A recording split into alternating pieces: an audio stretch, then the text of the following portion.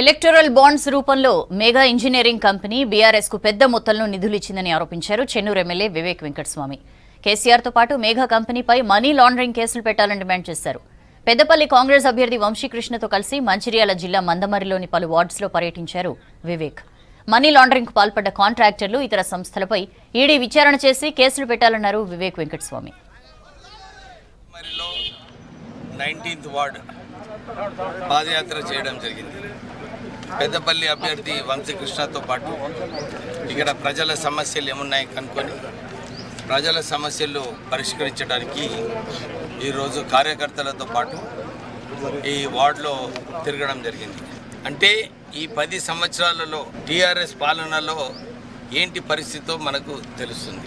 నిన్న మనం చూసినాం ఈ ఎలక్ట్రల్ బాండ్స్లో దేశంలో ఎవరైతే అతిపెద్ద గోల్మాల్ చేసే సంస్థలన్నీ కూడా ఎట్లా రాజకీయ పార్టీలకు ఎలక్ట్రల్ బాండ్స్ ఇవ్వడం జరిగింది. నేను చాలాసార్లు చెప్పినాను, ఈ కాళేశ్వరం ప్రాజెక్టులో, ఈ మిషన్ భగీరథి ప్రాజెక్టులో అవినీతి, ఒక దాంట్లోనేమో 1,00,000 కోట్ల కుంభకోణం, ఇంకో దాంట్లో 40,000 కోట్ల కుంభకోణం.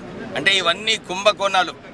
ఆనాటి ముఖ్యమంత్రి కేసీఆర్ ఈ కాంట్రాక్టర్ ఆంధ్ర కాంట్రాక్టర్స్ ద్వారా, మెగా కృష్ణారెడ్డి కాంట్రాక్టర్స్ ద్వారా అవినీతి చేసి ఏదైతే ప్రజల పైసలు ఉన్నాయో ఈ ప్రజల పైసలు దుర్వినియోగం చేసి ఇది మళ్ళా కాంట్రాక్టర్కి ఎక్కువ ధరలో వాళ్ళందరికీ ఈ నిధులు ఇవ్వడం జరిగింది.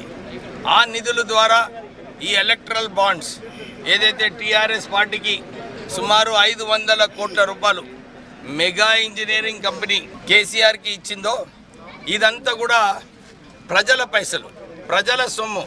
ఈ ప్రజల సొమ్ముని ఈ మనీ లాండరింగ్లో ఏదైతే ఈడీ విచారించి వీళ్ళందరికీ కూడా వీళ్ళపైన కేసు బుక్ చేసే అవసరం ఉన్నది. మేము డిమాండ్ చేస్తున్నాము, ప్రజల పైసలు ఏదైతే దుర్వినియోగం చేసినారో ఈ మనీ లాండరింగ్ యాక్ట్లో వేలాది కోట్ల రూపాయలు మనీ లాండరింగ్ చేసి ఈ ప్రజల పైసల్ని దోచుకొని వాళ్ళు సొంత ఆస్తులు పెంచుకోవడం జరిగింది. మేము తీవ్రంగా ఖండిస్తున్నాము.